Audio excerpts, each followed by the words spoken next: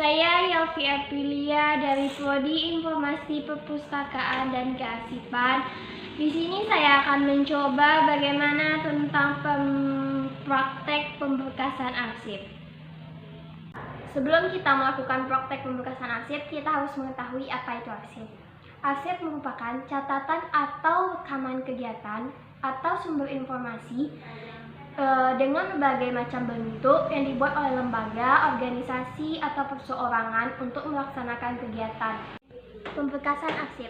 Sistem pemberkasan arsip adalah cara atau metode penyimpanan arsip secara sistematis ke dalam peralatan menurut aturan yang telah ditentukan. Tujuan pemberkasan arsip: yang pertama, kecepatan dan ketepatan dalam penemuan kembali. Yang kedua, mengantisipasi adanya dokumen yang hilang. Yang ketiga, efisiensi dalam penggunaan ruang dan peralatan. Yang keempat, mempermudah dalam penyusutan. Prosedur pemberkasan arsip: yang pertama, pemeriksaan atau inspecting. Yang kedua, pengindeksaan. Yang ketiga, pengkodean. Yang keempat, pembuatan. Yang kelima, penyortiran. Yang keenam, pembuatan label. Yang ketujuh, pemberkasan. Peralatan yang digunakan dalam melakukan pemberkasan arsip adalah filing kabinet atau almari. Yang kedua, roll opak atau rak bergerak. Yang ketiga, sekat atau guide. Yang keempat adalah folder. Jenis sistem pemberkasan. Jenis sistem pemberkasan terbagi menjadi tiga. Yang pertama, sistem pemberkasan abjad. Yang kedua, sistem pemberkasan angka. Yang ketiga, sistem subjek. Klasifikasi arsip merupakan penggolongan dan pengelompokan arsip atas dasar persamaan masalah yang terkandung dalam arsip tersebut. Fungsinya untuk mempermudah dalam penyimpanan dan temu kembali. Tujuan klasifikasi arsip adalah sebagai dasar penyimpanan arsip secara sistematis dan logis, sebagai pedoman untuk menentukan pengelompokan jenjang masalah yang terkandung dalam arsip tersebut. Contoh klasifikasi fasilitatif dan substantif. Yang pertama, arsip fasilitatif, yaitu dengan contoh sertifikat tanah dengan kode KP0600. Yang kedua, arsip substantif dengan contoh rapor dengan kode DM0403. Yang kedua, arsip substantif dengan contoh ijazah dengan kode PP0300. Dalam pemberkasan arsip kita juga akan membuat daftar tabel.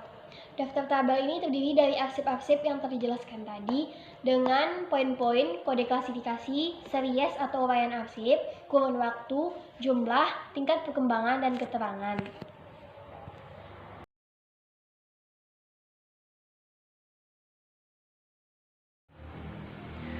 Penempatan arsip. Penempatan arsip adalah kegiatan penempatan arsip di laci file atau rak file.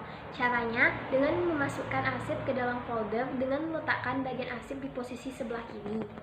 Di dalam folder individual, arsip diletakkan berdasarkan urutan tanggal terbaru di bagian depan. Baiklah, kita akan mencoba melakukan penempatan arsip.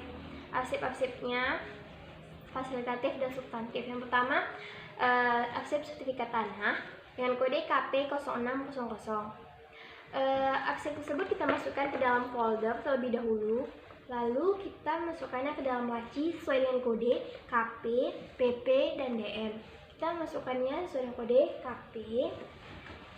Yang kedua adalah ijazah. Kita akan masukkannya ke dalam folder ijazah dengan kode PP0300.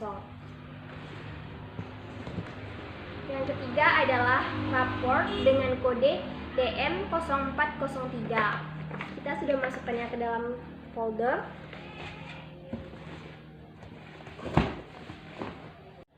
Baiklah, sekarang kita akan mencoba praktek penemuan kembali arsip. Yang pertama, kita harus mengetahui arsip apa yang harus kita temukan.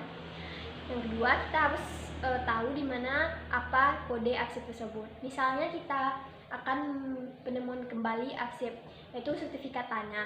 Kita harus mengetahui kodenya, itu KP0600. Maka kita akan lihat di sini KP dan kita cari KP0600. Setelah kita itu dan sudah kita cari, letakkan kembali pada arsip selanjutnya. Baiklah, itulah tadi praktek pembekasan arsip dari saya. Jika ada kesalahan, mohon dimaafkan. Assalamualaikum warahmatullahi wabarakatuh.